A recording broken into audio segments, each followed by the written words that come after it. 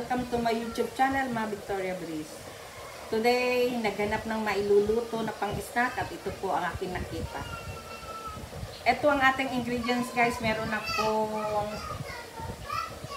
fruit cocktail, 1 cup of milk, 1/4 of oil, 2 eggs, 1 cup of white sugar, 1½ plain flour, 1/4 teaspoon of salt, 1½ baking powder.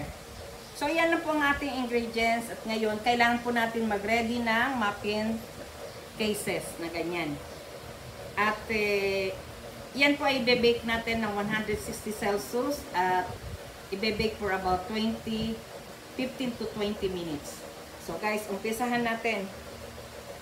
Umpisahan po natin sa 2 eggs. Beat po natin. Isunod ang sugar.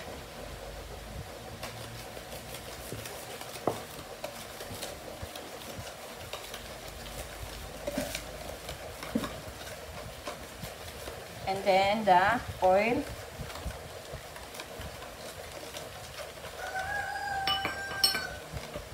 At ang milk.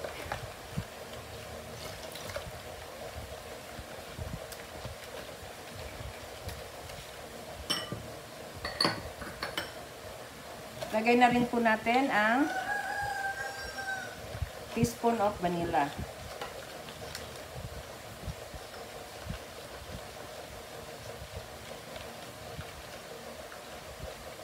Ngayon, ang salt at saka baking powder, pwede na po natin i-mix dito.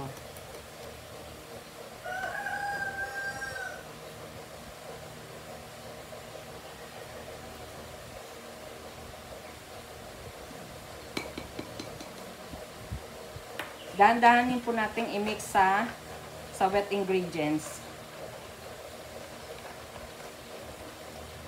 Simple lang po ito at masarap ang fruit cocktail muffins. Mangangailangan din po tayo ng pang-scoop. Pwede po natin gamitin ng ice cream scoop.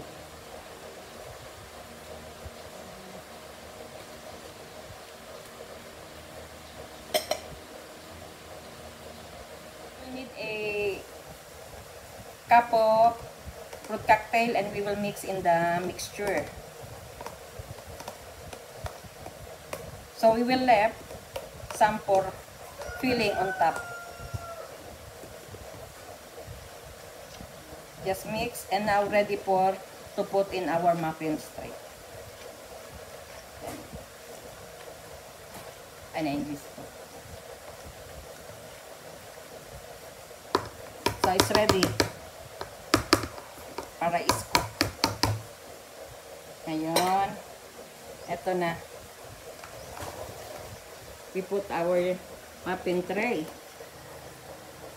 Lagyan lang natin. Need 1 scoop.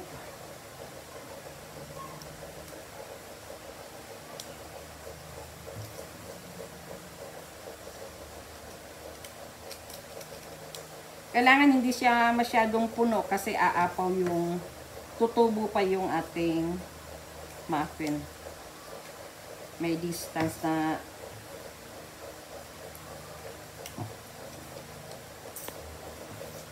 supposed to be meron po itong pasas pero wala kaming pasas. Kaya pwede na rin.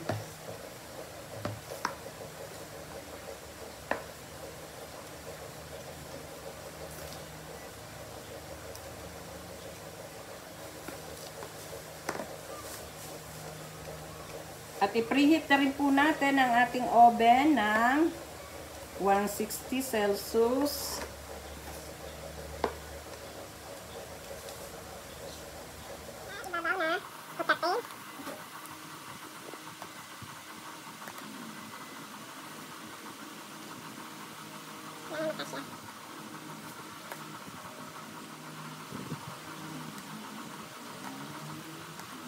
Nakalagay na rin po ang ating oven at iyon ay preheat na po natin.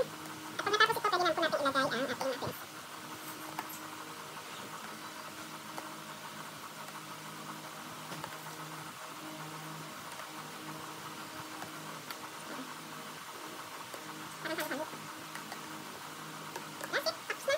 oven at tatayiman natin ng 15 minutes muna ba?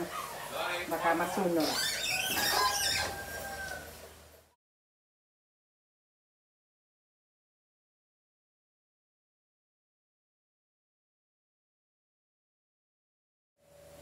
In 20 minutes, our fruit cocktail muffin is done. We make 15 pieces muffins.